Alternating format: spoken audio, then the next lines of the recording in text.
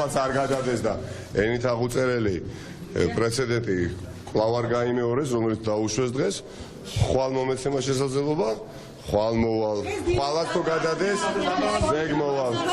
ზეგ თუ არ იქნება, მაზეგ თუ არ იქნება, იმის შემდეგ.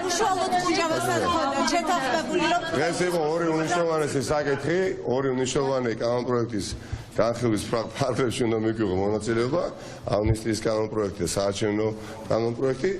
ორივე ჯერ მოხსნეს დღის წესრიგიდან და შემდეგ სვლა დახურეს. ერთი რამ რაც დღეს დადასტურდა არის რომ ამ პარლამენტის თავმჯდომარე იყოს და არც არანაირი სუვერენი და ლეგიტიმური თანამდებობის პირი ქართული ოცნების მხრიდან. ხო, ეს არის ბიძინა ივანიშვილის თავიდან ბოლომდე მართული ხალხი. ამ ადამიანებს სჭირდებათ ადრეს მithonda გავიმეორებ შოება, ისინი არიან ტყვეობაში. იმიტომ რომ ჩემზე კარგად და თქვენზე კარგად იციან რა არის რეალობა ქვეყანაში და სახელმწიფოში.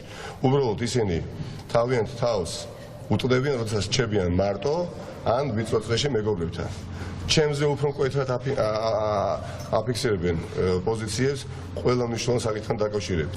მაგრამ როდესაც მედიასთან გამოდიან, ისინი ცინიკურ ღიმილს გადაითამაშებენ ხოლმე სახის, მაგრამ ისინი არ ნიშნავს, რომ ქართულ ოცნებაში არ არის ხალხი, ვინც ვერ ხვდება, რომ ბიძინა ივანიშვილს უკვე წაყვანილი ყავს სახელმწიფო უსრულისკენ და ძალიან ახლოს ვართ გადაჭეხვისკენ, რასაც ნამდვილად არ უნდა ჰქონდეს ადგილი და ამისთვის ვართ ოპოზიცია დემოკრატიული, რომ არ მიცეთ შესაძლებლობა, რომ გადაიჭეხოს სახელმწიფო, რომ ხელისუფლებაში მოსვლას შემდეგ დემოკრატიული ძალების მიერ აზრიც კი აღარ ქონდეს და დასჭირდეს დაახლოებით 10-15 წელიწადი, რომ ეს პროცესები შემოვაბრუნოთ. ამიტომ მოვიდეთ 4 თვის განმავლობაში ძალიან საინტერესო პროცესები.